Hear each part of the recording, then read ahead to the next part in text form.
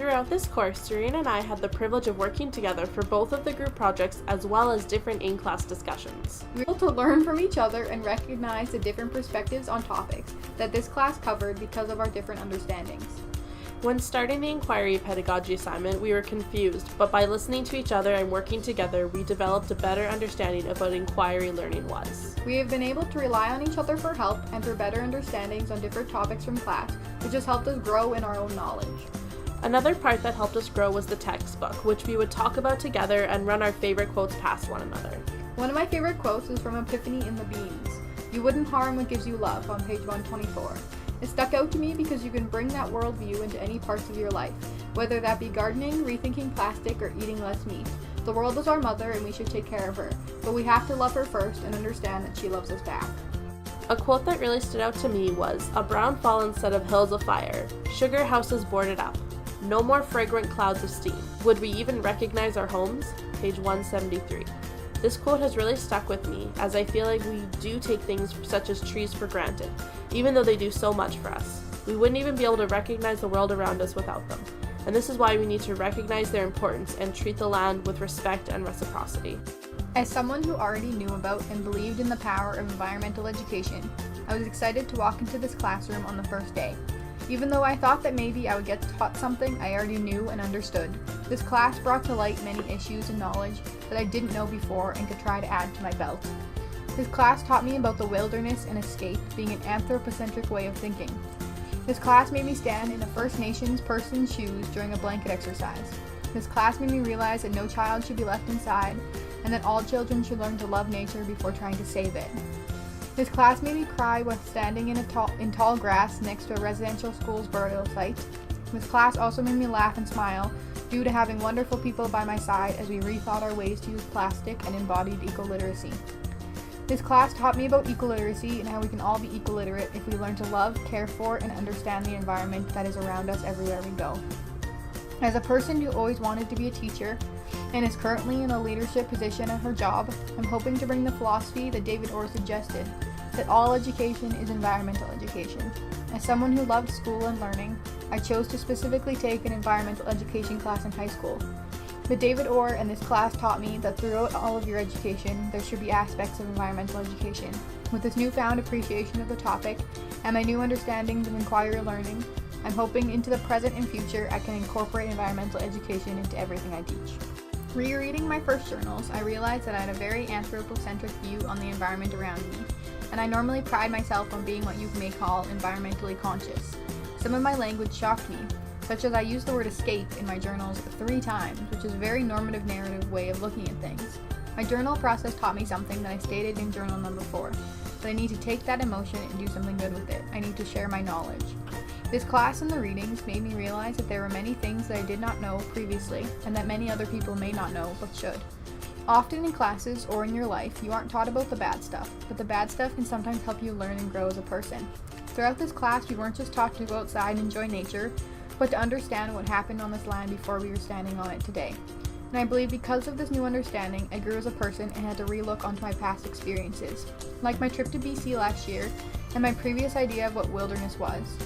I realized that on that trip I was so caught up in the adventure I was having and the mountains around me that I never stopped to think about what happened on this land before I was there.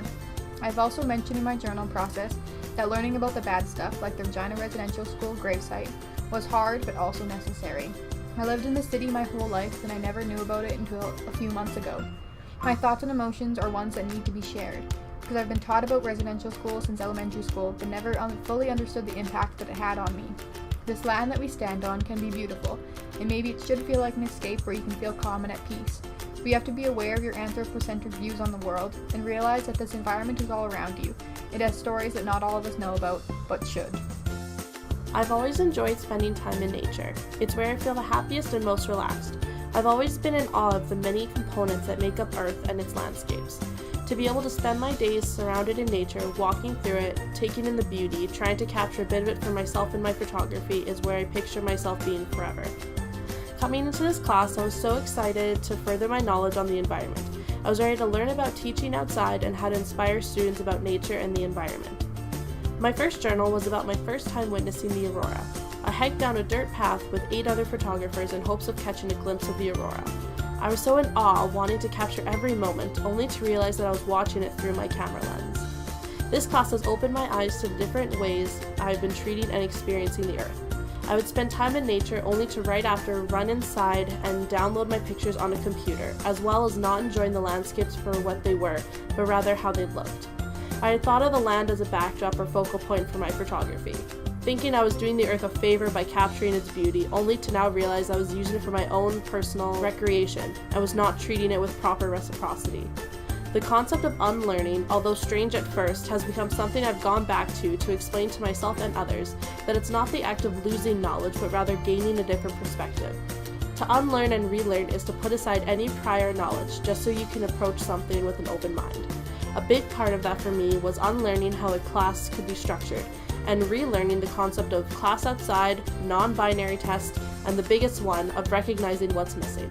I remember being upset when Canada's 150 came around and people were protesting it because I love my country and I do think it's an amazing place to explore and experience. But once I opened my mind to unlearn and understand in a different way, I realized it wasn't about me not loving Canada or enjoying the land for recreational use, but rather having to also make sure I was respecting it while understanding the history behind it and realizing what was missing. Maclean's Whiteness of Green has the perfect quote to express how I felt. Student participants describe Canada as a democratic, multicultural country, free from racism and violence, and imagine Canadian citizens as caring, tolerant people who have a global reputation for peacekeeping. These narratives of Canadian innocence are combined with the gaping silence of Indigenous peoples, page 358. While reflecting back on my past journals and the experiences during class, I was overwhelmed with these thoughts of embarrassment and guilt, having been so oblivious to all the history that I was ignoring. In my journal number 3, I mentioned I felt entitled to any knowledge that was there to learn, and now realize that it's a privilege that you have to be willing to learn and relearn so you can understand it for facts and also understand what is missing. To realize what the earth is to others and being mindful and respectful to that, and to unlearn and look at it in a different way is how I want to teach others.